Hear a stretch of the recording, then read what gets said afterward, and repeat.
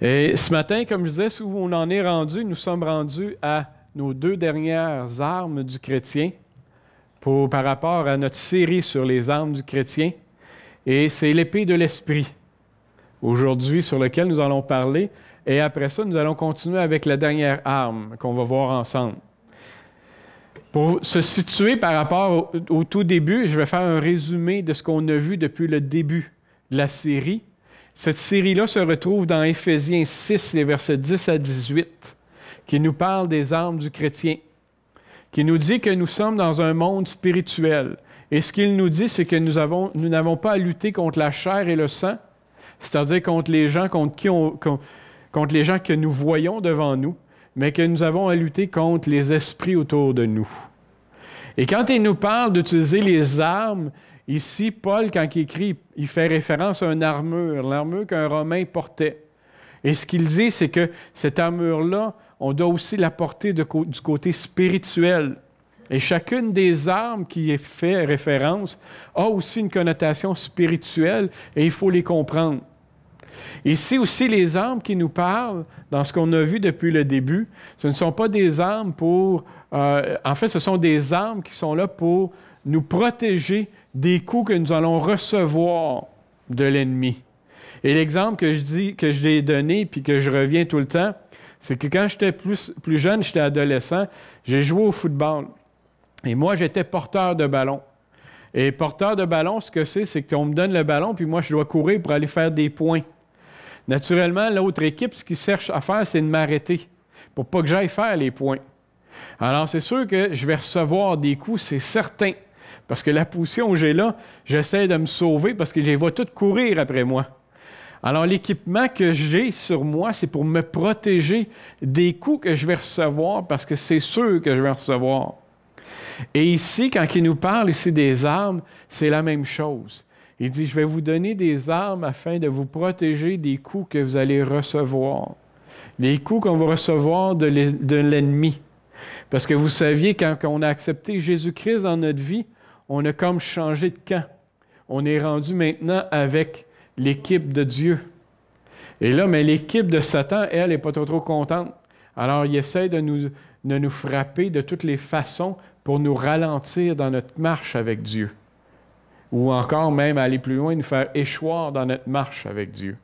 Alors, les armes qu'on a apportées, c'est pour nous aider, pour nous protéger des coups qu'on va recevoir.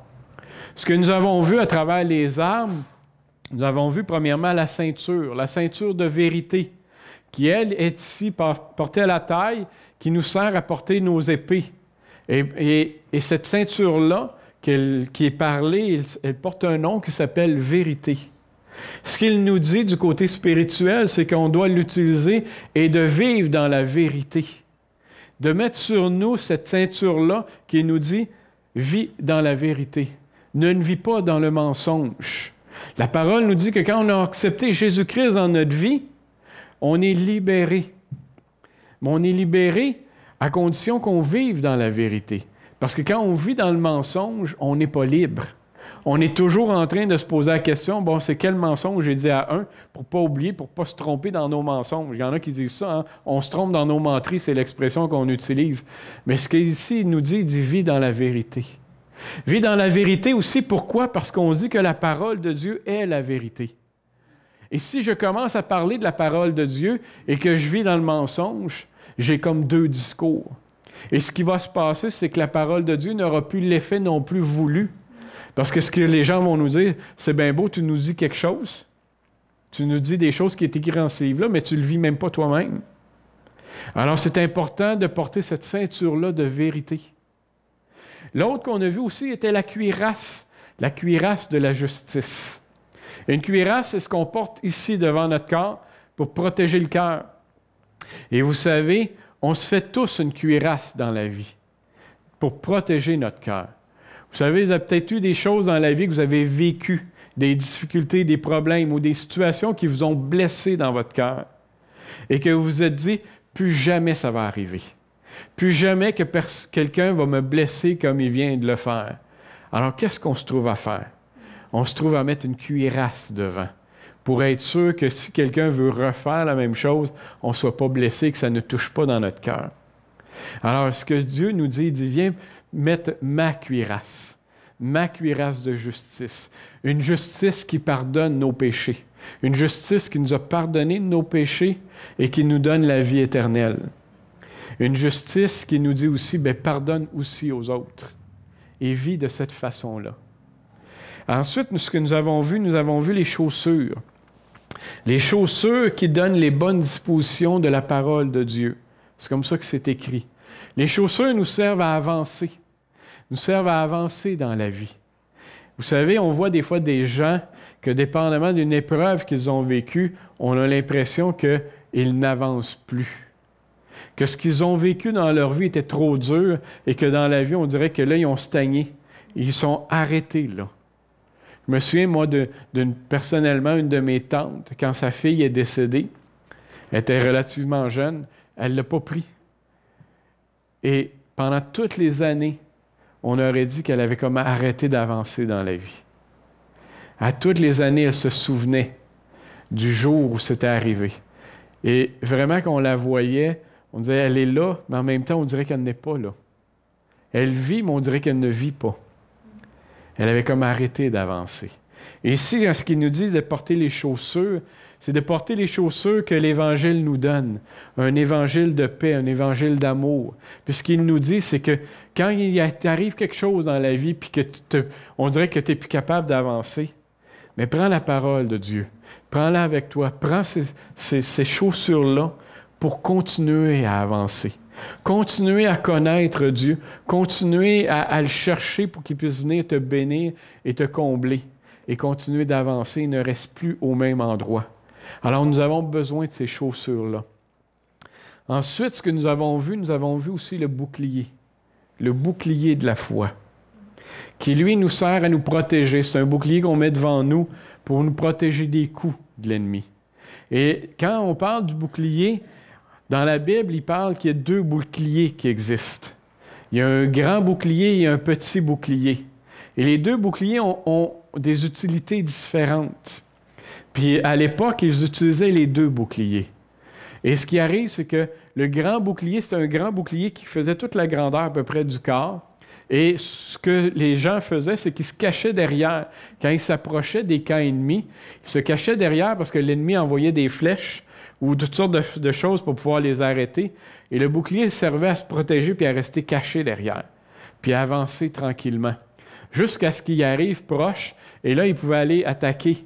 Et là, quand ils allaient attaquer, ils laissaient le grand bouclier là, ils prenaient le petit bouclier pour quand tu fais du corps à corps, pour que là, tu te bats de proche. Le grand bouclier aussi servait aussi quand on voulait prendre du repos. Quand on était fatigué, puis on avait besoin de retraiter, mais là, on retraitait, puis on allait se recacher derrière le grand bouclier, qui, lui, nous protégeait des coups, et on pouvait reprendre des forces et se reposer. Et ici, dans la parole, il nous dit d'utiliser aussi ces 2 boucliers-là.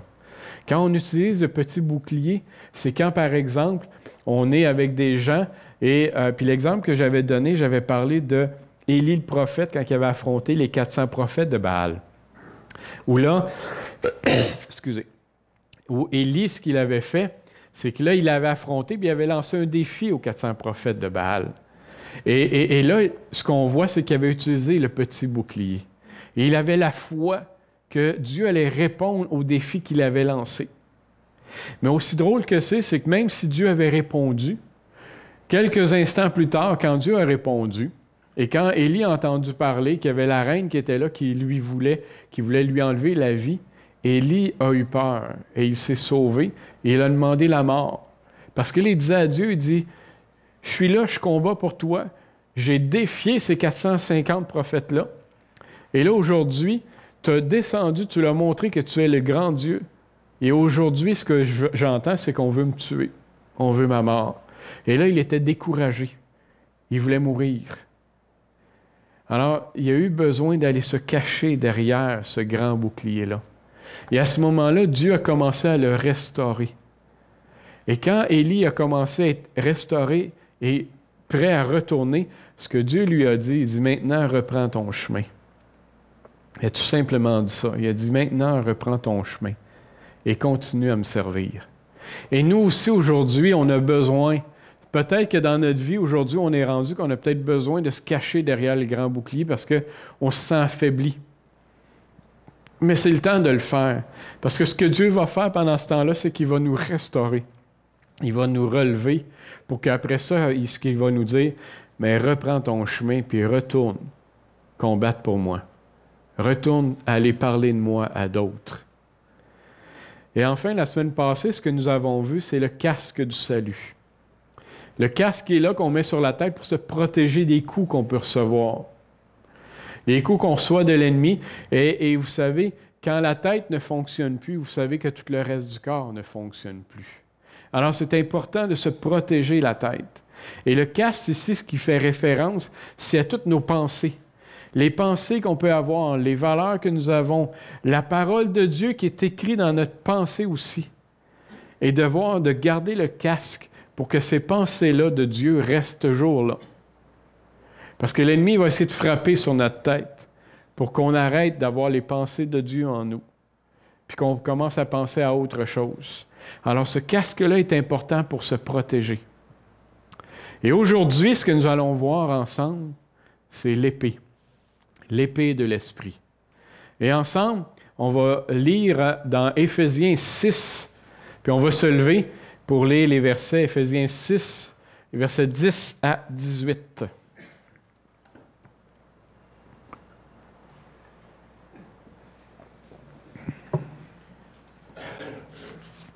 Éphésiens 6, les versets 10 à 18, qui se lit comme suit. Au reste, fortifiez-vous dans le Seigneur et par sa force souveraine. Revêtez-vous de toutes les armes de Dieu afin de pouvoir tenir ferme contre les manœuvres du diable. Car nous n'avons pas à lutter contre la chair et le sang, mais contre les principautés, contre les pouvoirs, contre les dominateurs des ténèbres d'ici-bas, contre les esprits du mal dans les lieux célestes. C'est pourquoi, prenez toutes les armes de Dieu, afin de pouvoir résister dans les mauvais jours et tenir ferme après avoir tout surmonté. Tenez donc ferme, ayez à vos reins la vérité pour ceinture, revêtez la cuirasse de la justice, mettez pour chaussures à vos pieds les bonnes dispositions que donne l'Évangile de paix. Prenez en toutes circonstances le bouclier de la foi, avec lequel vous pourrez éteindre tous les traits enflammés du malin. Prenez aussi le casque du salut et l'épée de l'Esprit, qui est la parole de Dieu. Priez en tout temps par l'Esprit avec toutes sortes de prières et de supplications. Veillez-y avec une entière persévérance. Priez pour tous les saints. Amen. Amen. On peut s'asseoir. L'épée de l'Esprit, qui est la parole de Dieu. Et c'est là où nous en sommes rendus. L'épée de l'Esprit. L'épée, c'est une arme qui nous sert à riposter contre les attaques de l'ennemi. Et à l'époque, il existait 2 épées. Il y avait aussi, comme j'ai parlé du grand bouclier et du petit, il y avait aussi une grande épée puis une petite épée. Et ce matin, je ne vais pas rentrer dans le détail par rapport à la petite et la grande. C'est-à-dire qu'il y avait la grande épée, physiquement, qui était une grosse épée lourde. Elle était tellement pesante et tout ça, c'est que quand tu donnais un coup, tu pouvais même casser puis couper une jambe au complet parce que l'épée était lourde et tout, disons que c'était pesant. Et il y avait une petite épée qui, elle, était plus quand on faisait le corps à corps, comme avec le petit bouclier, qui ressemblait plus à un genre de poignard, cette petite épée-là. Okay? Et ça servait vraiment à pouvoir riposter contre les attaques de l'ennemi. Okay? Quand on parle ici de l'épée, la parole nous dit que l'épée est la parole de Dieu. L'épée est le livre dans lequel on vient de lire les versets. L'épée est le livre que vous avez entre les mains et que je tiens, qui est la parole de Dieu. Pour nous, c'est notre épée. Notre épée que Dieu nous donne. C'est une arme qui nous sert à riposter contre les attaques de l'ennemi. Et vous savez, l'épée, il faut la connaître. Et cette arme-là qu'on veut utiliser pour riposter, si on ne la connaît pas, ça va être difficile de l'utiliser. Vous savez, à un moment donné, l'exemple que je peux vous donner, pour ceux qui prennent des notes, c'est dans Matthieu 4, les versets 1 à 10. Je vous situe, c'est quand Jésus a été emmené dans le désert par Satan et il a été tenté. OK? Et là, Satan essayait de tenter Jésus. Et Jésus a riposté sur les attaques de Satan. Et à chaque fois que Jésus a riposté, il a toujours commencé en disant « Il est écrit ».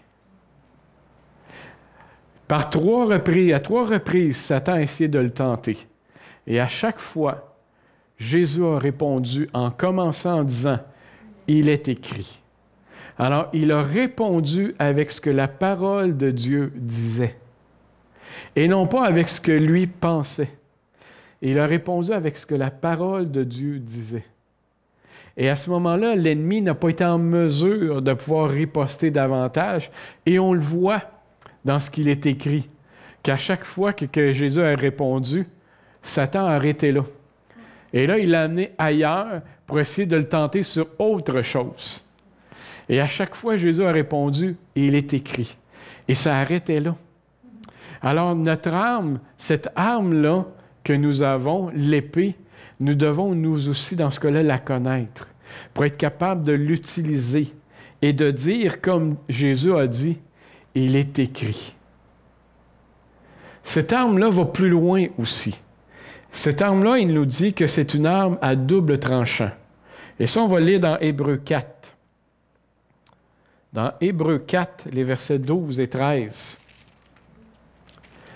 qu'il nous dit que « Car la parole de Dieu est vivante et efficace, plus acérée qu'aucune épée à double tranchant.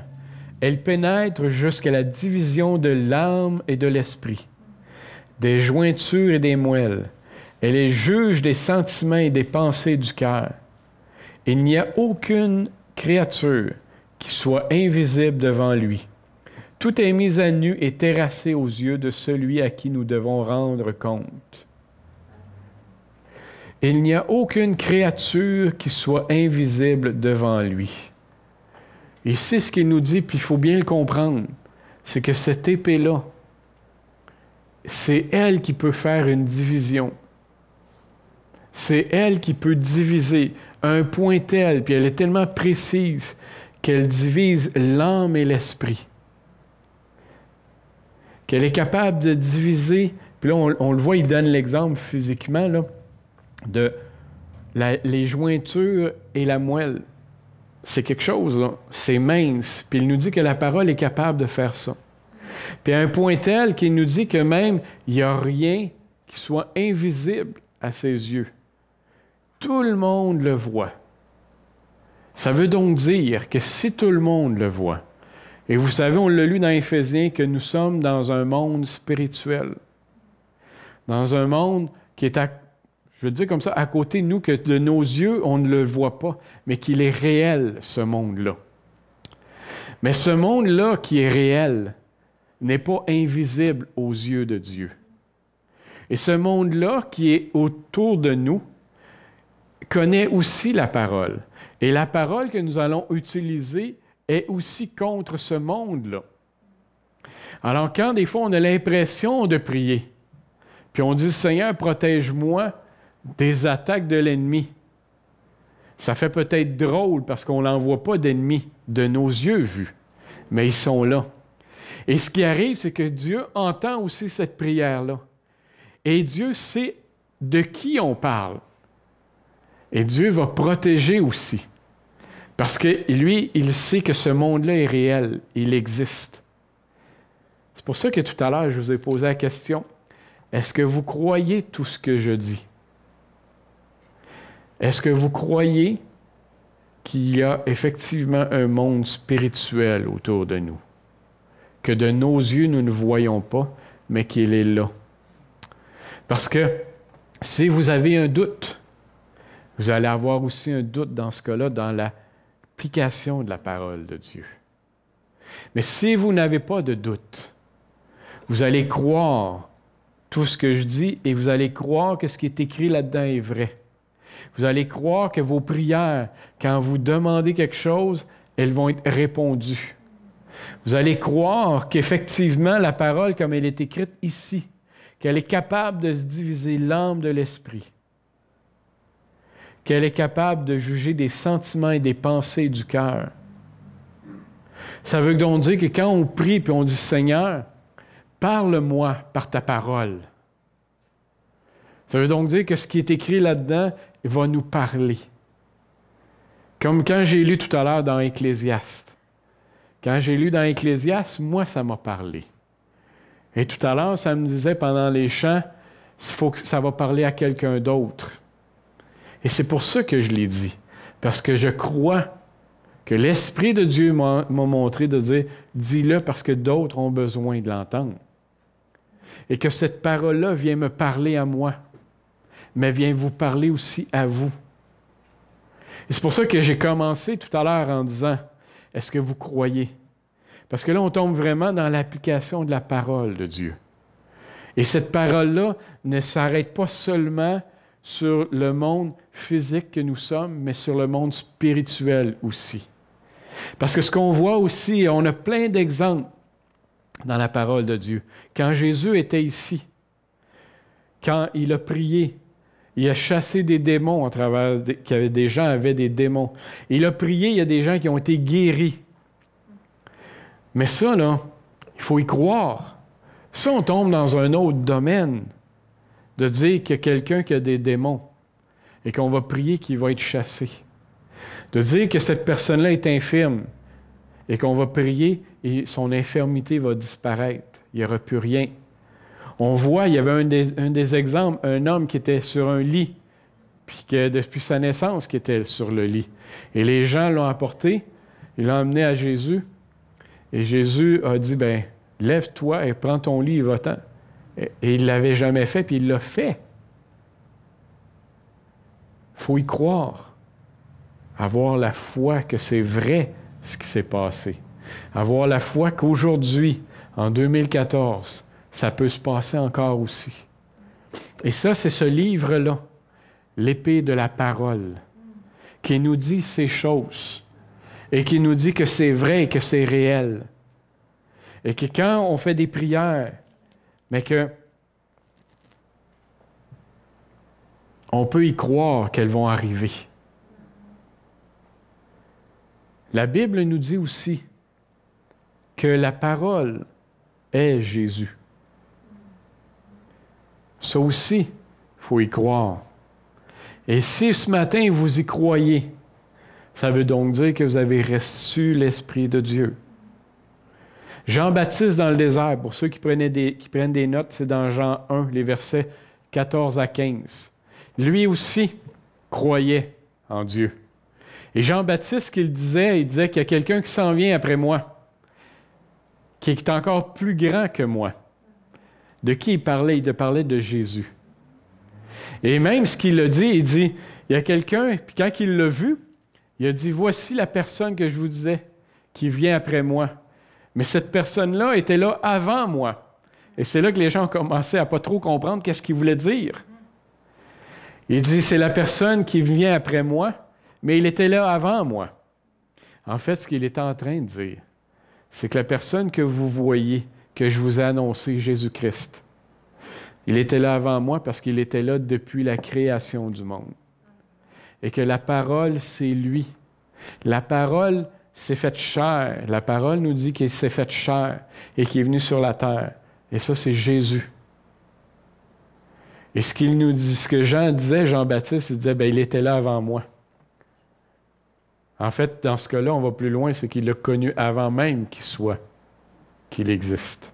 C'est ce qu'on a chanté dans un des chants ce matin. Non, même pas, c'est Viateur qui l'a lu.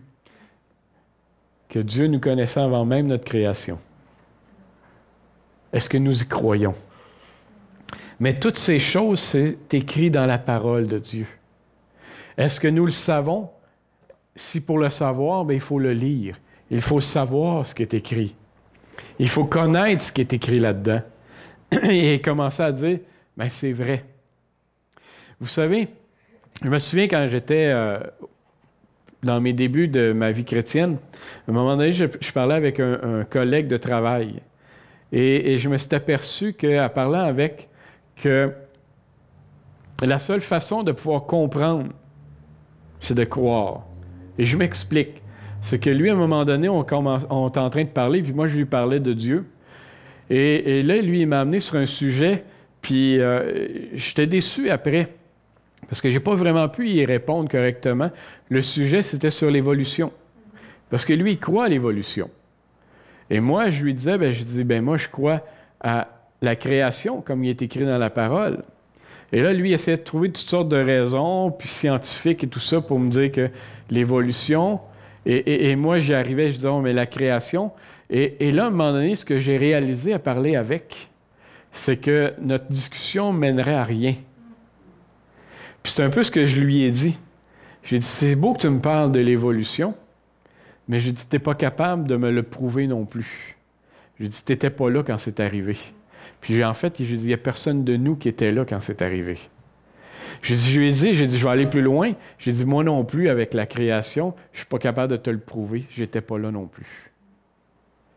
Maintenant, ce qui reste dans ce cas-là, c'est la foi.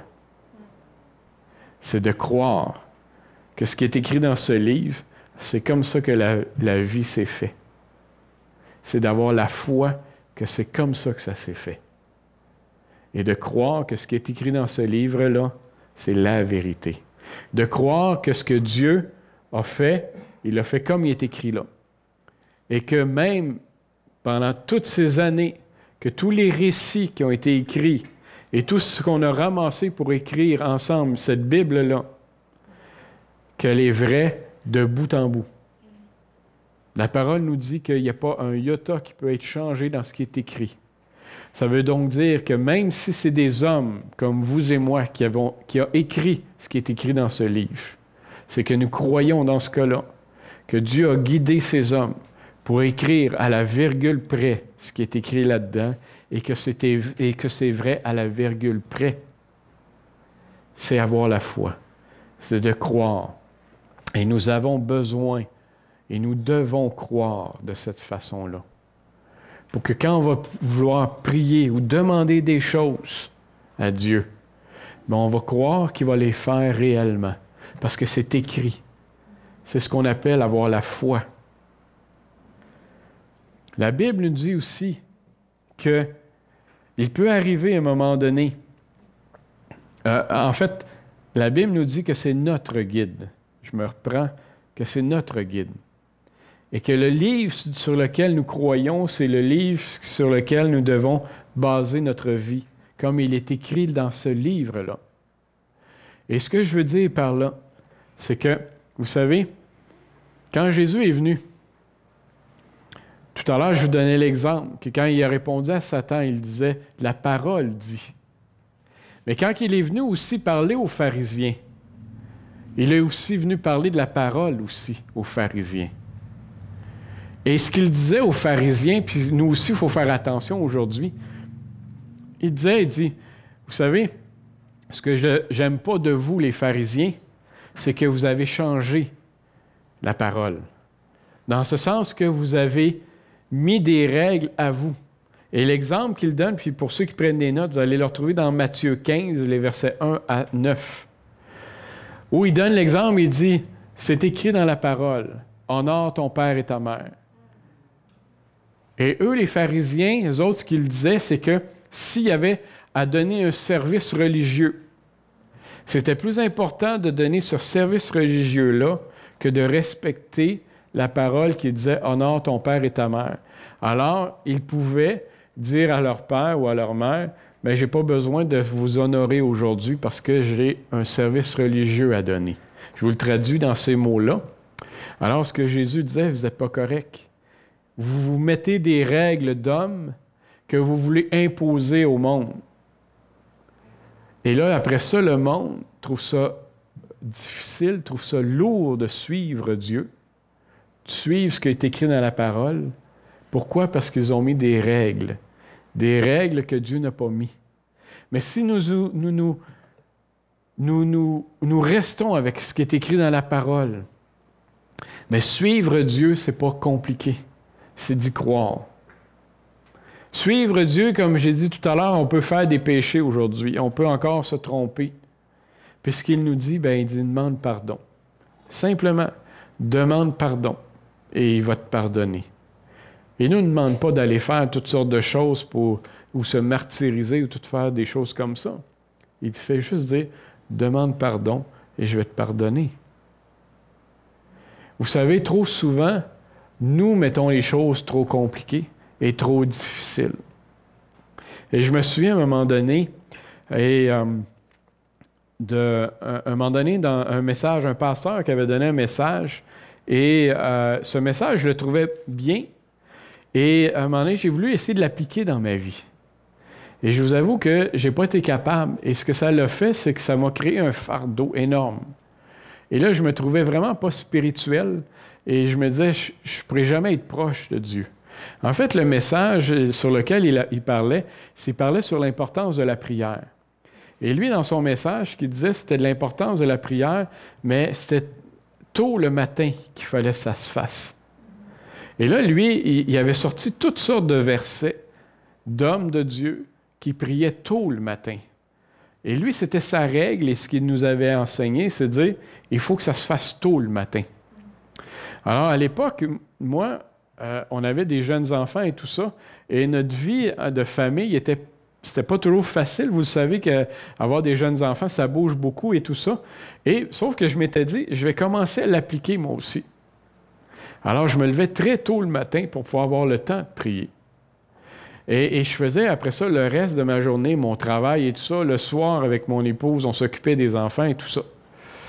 Ça a duré un temps parce qu'à un moment donné, j'ai commencé à être physiquement fatigué. J'étais pas habitué et le soir, j'arrivais pas à me coucher assez tôt non plus. J'avais d'autres contraintes et tout ça. Et au bout de quelques mois, là, je commençais à pas filer. Et là, j'ai dû arrêter. J'ai dit, je ne suis pas capable. Et à ce moment-là, je vous dirais que j'ai commencé à me sentir... j'ai eu un fardeau sur mon cœur. Je me disais, Seigneur, pourtant, ce qu'il nous disait, ça a l'air vrai, c'est bien. Et là, je n'arrivais pas à le faire. Et je me disais, je ne suis pas bien spirituel. Dieu ne m'écoutera pas vraiment. Je ne suis pas capable de prendre le temps de prier le matin, comme c'est écrit dans la parole. Et là, je me suis questionné énormément. Et là, j'ai commencé à trouver que ma vie avec Dieu était dure. Jusqu'au moment où j'ai parlé avec ce pasteur-là.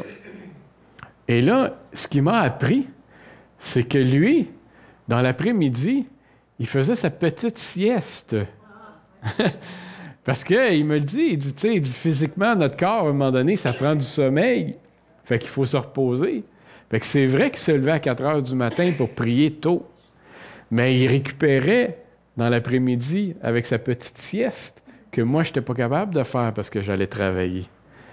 À ce moment-là, je me suis dit, pourquoi avoir mis un fardeau comme ça?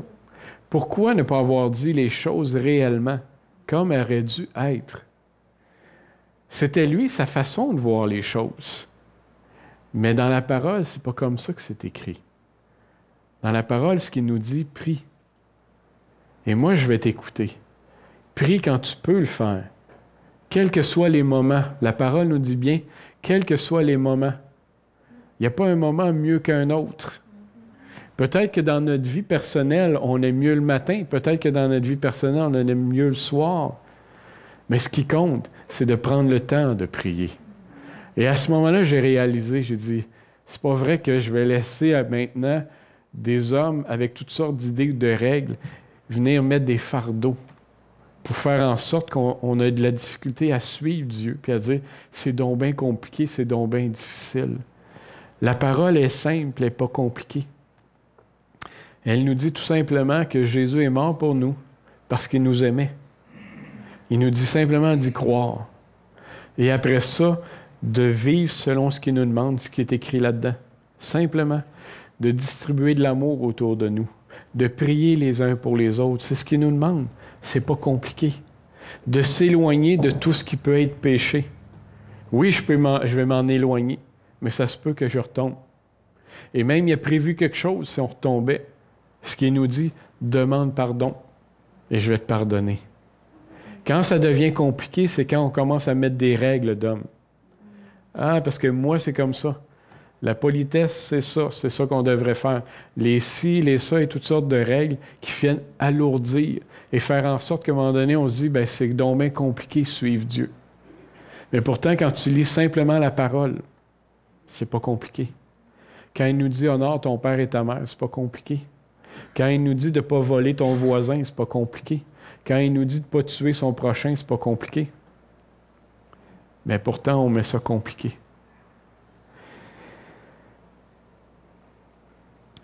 Ce que la parole nous dit aussi, c'est que quand Jésus est venu, il a dit qu'un jour, il allait partir. Puis pour ceux qui prennent des notes, c'est dans Jean 14, les versets 26. Puis qu'il nous dit, il dit, vous savez, il dit tout l'enseignement que je vous donne. À un moment donné, peut-être que vous n'allez pas vous en souvenir, là, je vous le paraphrase dans mes mots. Mais il dit, pour vous aider, il dit, ce que je vais faire, je vais vous envoyer le Saint-Esprit, qui, lui, va venir vous guider, qui, lui, va venir vous parler, qui, lui, va venir vous aider à comprendre ce qui est écrit dans ce livre-là, qui, lui, va faire en sorte qu'à un moment donné, vous allez être dans des situations et que là, tout d'un coup, tu te dis, Seigneur, qu'est-ce que je fais? Et à un moment donné, vous allez savoir quoi faire. Parce que l'Esprit de Dieu va vous le dire. Parce que l'Esprit de Dieu qui est en vous, qui vous dit que je crois que Jésus est vraiment venu, que je crois ce qui est écrit dans ce livre-là. C'est pour ça que je vous parlais tout à l'heure. Est-ce que vous croyez réellement? Parce que tout part de là.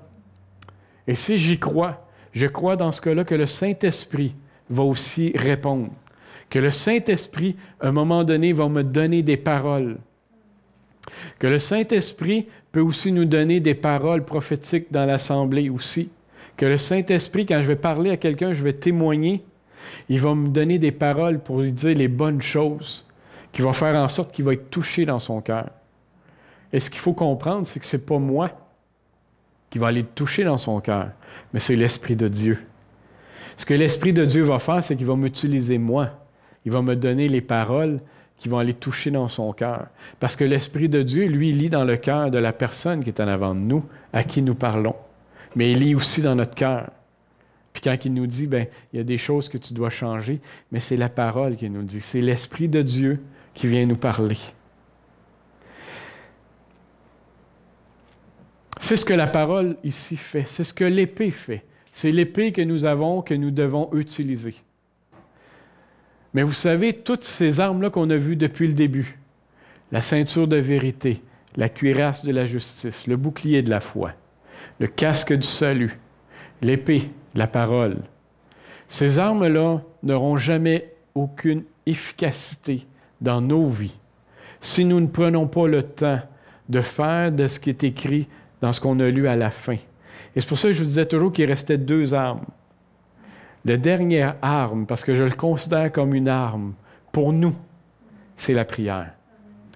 Le verset 18 disait « Priez en tout temps par l'Esprit, avec toutes sortes de prières et de supplications. » Et il nous dit « Veillez-y avec une entière persévérance. » Et il ne dit pas n'importe comment. Il nous dit de y veiller avec une entière persévérance. Puis il nous dit que prier en tout temps. C'est pas juste le dimanche matin. C'est pas juste une fois de temps en temps. C'est en tout temps. Et il nous dit de prier. Et si nous voulons que nos armes qu'on veut porter sur nous, on veut qu'ils soient efficaces, bien, ça nous prend la prière. Nous n'avons pas le choix. On ne peut pas passer à côté de la prière. Et on ne peut pas dire non plus qu'on trouve ça plate prier. Parce que c'est notre vie.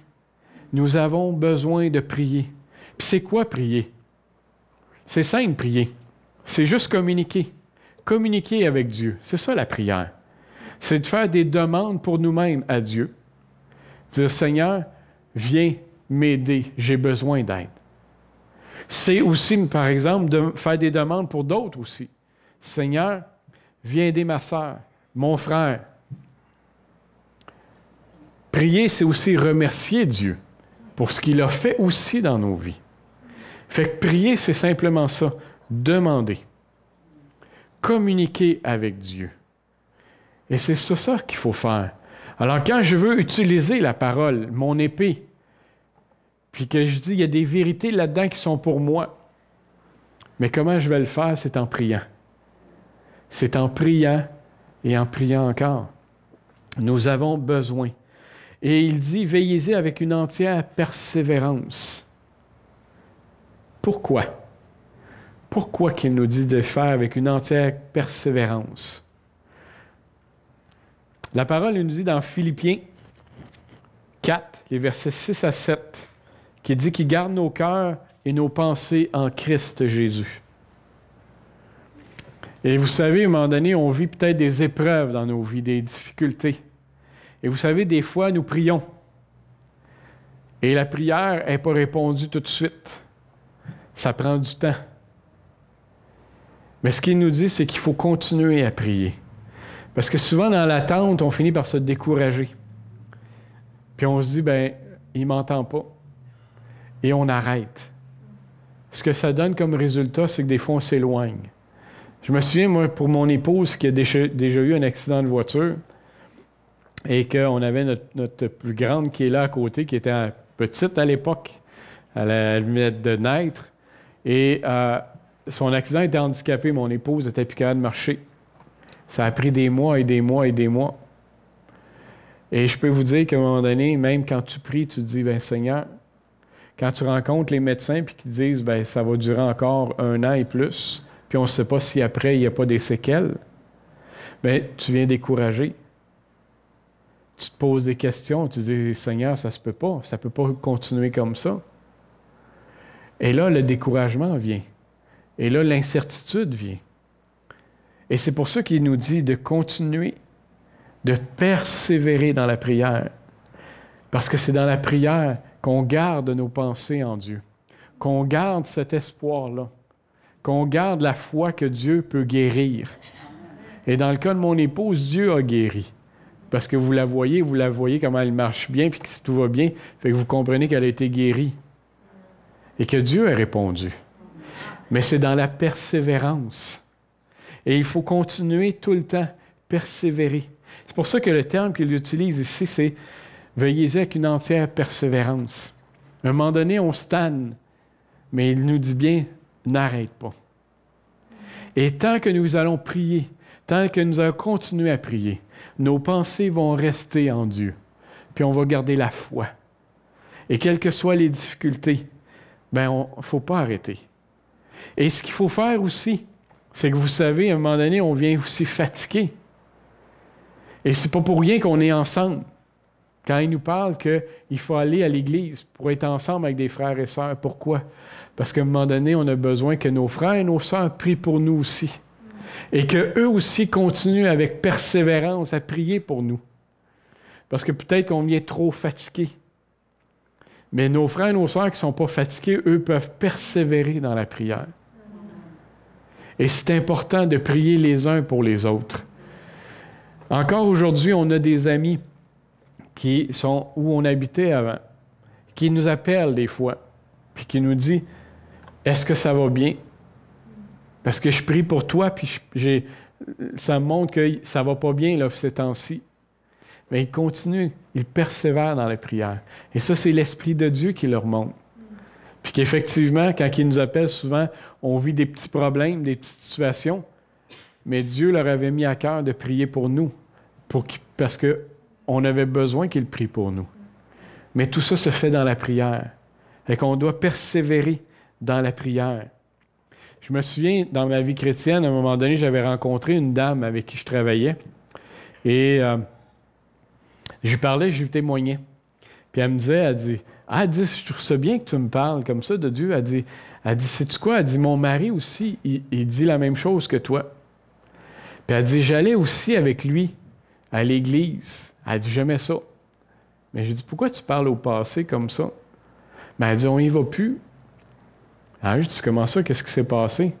Bien, ce qu'elle me dit, elle dit, mon mari, elle dit, il n'avait plus besoin de lire la Bible parce qu'il la connaissait d'un couvercle à l'autre.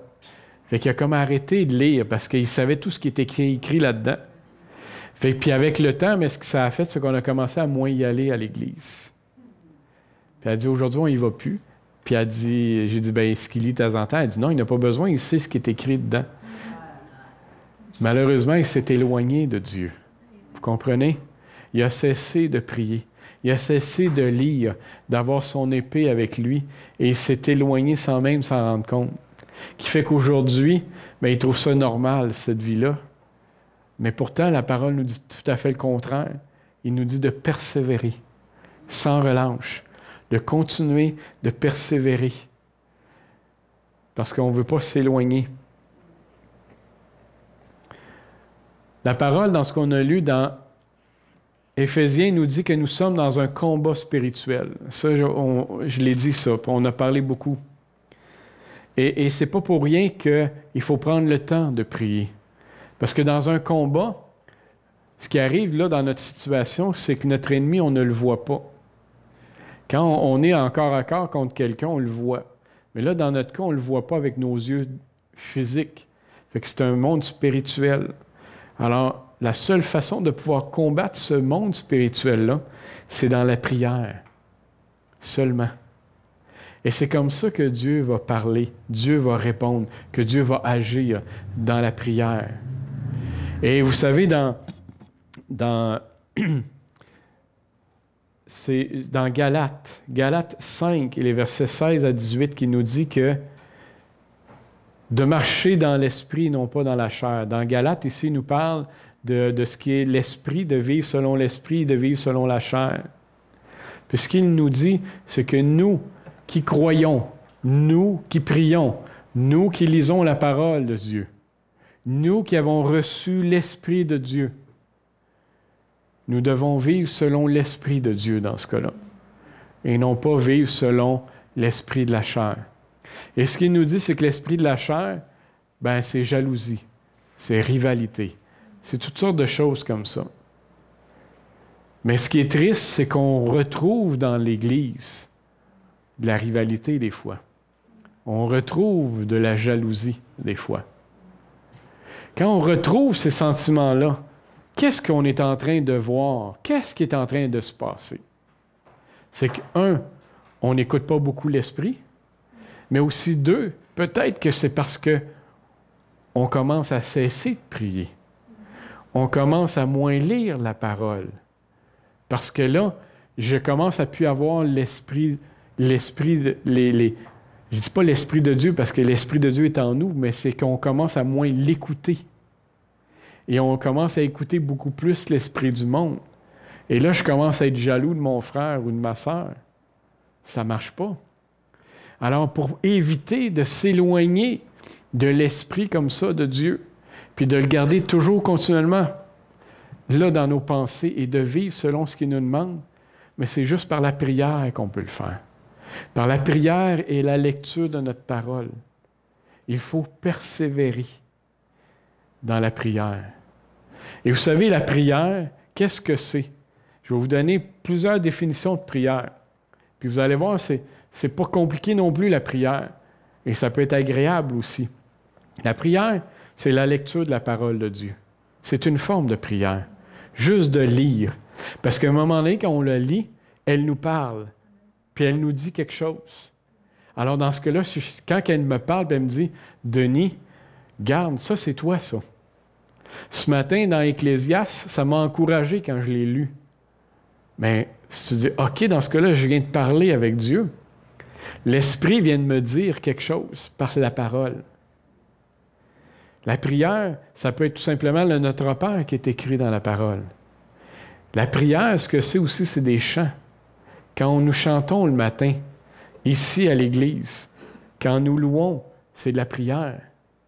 Parce que nous communiquons, nous lui disons, nous lui remercions de ce qu'il a fait pour nous.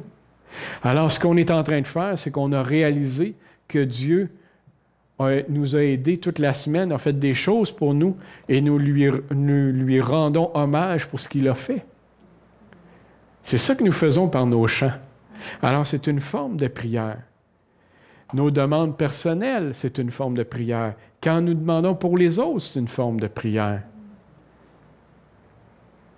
Des fois, juste attendre, sans rien dire, juste attendre. La parole nous dit d'être patient et d'attendre. Juste attendre est une forme de prière aussi. Écouter, attendre et chercher des réponses. Vous savez, quand j'ai parlé, j'avais donné l'exemple d'Élie, quand il avait affronté les 400 prophètes de Baal, quand il voulait mourir, Dieu, le Saint-Esprit l'avait amené dans une grotte. Et là, il attendait que Dieu vienne lui parler. Et à un moment donné, Dieu est venu lui parler. Il a reçu un souffle, un petit vent tout doux qui est venu sur lui. Et là, il a senti la présence de Dieu qui venait sur lui. Mais il a été là pendant plusieurs jours à attendre que Dieu allait lui parler. Et l'attente est une forme de prière aussi, d'être patient. Alors, si nous voulons que ces armes-là puissent avoir un effet dans nos vies, bien, il faut absolument utiliser la dernière qui a été mentionnée. Prier en tout temps par l'Esprit, avec toutes sortes de prières et de supplications. Veillez-y avec une entière persévérance. Et nous devons nous le faire. Nous devons aussi nous exhorter les uns les autres à le faire et à persévérer. En terminant, on va lire ensemble dans Marc 13. Ça va être les versets 31 à 37.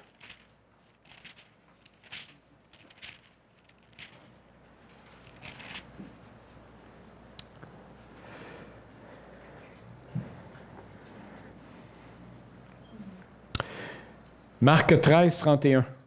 Le ciel et la terre passeront, mais mes paroles ne passeront point.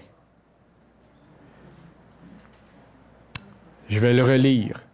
Marc 13, 31. Le ciel et la terre passeront, mais mes paroles ne passeront point. Quand il dit mes paroles, c'est ce livre-là. Ce livre-là. C'est-à-dire, mes paroles ne passeront pas. C'est-à-dire que même si le monde change, même si les choses changent, si un jour il va y avoir une fin, il n'y en aura jamais pour cette parole-là parce qu'elle vient de Dieu. Pour ce qui est du jour ou de l'heure, personne ne les connaît, pas même les anges dans le ciel, pas même le Fils, mais le Père seul. Prenez garde, veillez et priez, car vous ne savez quand ce sera le moment. Il en sera comme d'un homme qui part en voyage, laisse sa maison, donne pouvoir à ses serviteurs, à chacun sa tâche, et commande aux portiers de veiller. Veillez donc, car vous ne savez quand viendra le maître de la maison, le soir ou au milieu de la nuit, ou au chant du coq ou le matin. Craignez qu'il n'arrive à l'improviste et ne vous trouve endormis. Ce que je vous dis, je le dis à tous, veillez. Et vous savez, il faut veiller. Et je me souviens à un moment donné, c'est une anecdote que je vous donne comme ça, et d'un de mes anciens collègues, je pense que je l'avais déjà raconté, mais je le raconte à nouveau, qui était dans l'armée, il était en fait dans la marine. Et il faisait un exercice, il était sur le bateau, et il devait veiller justement. Il faisait son tour de garde. C'était à l'extérieur du bateau, c'était l'hiver, il faisait froid. Et là, il veut pas dans l'armée, mais il faut suivre, c'est les commandes. Alors, il était là pour veiller, surveiller, faire son tour de garde. Et à un moment donné, l'autre qui devait prendre sa place a oublié. Mais lui, il n'était pas question qu'il parte. Les règles, c'était quand l'autre va venir te chercher, là, tu pars. Puis à un moment donné, par le froid, ce qui s'est passé, c'est qu'il s'est endormi. Le froid a fait qu'il s'était endormi. Et quand ils l'ont retrouvé, il était presque mort. Mais c'est sûr qu'il n'est pas mort parce qu'il me l'a raconté, l'histoire, OK? Mais ce que j'avais été surpris, c'est de savoir, c'est qu'il s'était endormi. Puis ce qu'il nous expliquait, c'est qu'il ne s'en était même pas rendu compte. Il dit, t'es là, t'attends, comme ça. Puis là, à un moment donné, on dirait que tu ne sens plus le froid, c'est ce qu'il disait. Il dit, tu deviens comme insensible au froid. Parce qu'il y a comme une période que le froid te fait mal, mais après ça, tu deviens insensible. Et à ce moment-là, il dit, là, tu commences à te sentir bien. Et c'est là que tu t'endors et c'est fini. Et pourquoi je vous parle de ça? C'est parce qu'ici, dans ce qu'on vient de lire, il nous dit, Ce que je vous dis, je le dis à tous, mais juste avant, il dit, criez qu'il n'arrive à l'improviste et ne vous trouve endormis. Ça peut nous arriver de se retrouver endormis. Et la seule façon de ne pas être endormi, mais c'est de prier. C'est de prendre le temps de prier. De prendre le temps aussi de s'exhorter les uns les autres. De prendre le temps de s'encourager les uns les autres. Et de ne pas s'oublier les uns les autres. Parce que comme mon ancien collègue, bien, il l'avait oublié. Et il s'est endormi. Mais nous devons de ne pas s'oublier les uns les autres. Et de prier et de s'exhorter, de s'encourager et de continuer et de persévérer. Parce que comme il est écrit, on ne sait pas quand est-ce qu'il va arriver. Même quand Jésus est venu sur la terre, il ne le savait pas lui non plus. Il y a juste le Père qui le sait. Mais si j'ai la foi et je crois que ce qui est écrit dans ce livre-là est vrai, ça veut donc dire que je crois qu'un jour, Jésus va revenir. Qu'un jour, je vais avoir la vie éternelle avec lui. Et qu'aujourd'hui, les douleurs que je vis, je ne les aurai plus et que je vais être heureux pour l'éternité. Et ça, nous ne le savons pas, mais nous y croyons. Et pour se rendre là, mais il faut persévérer. Amen.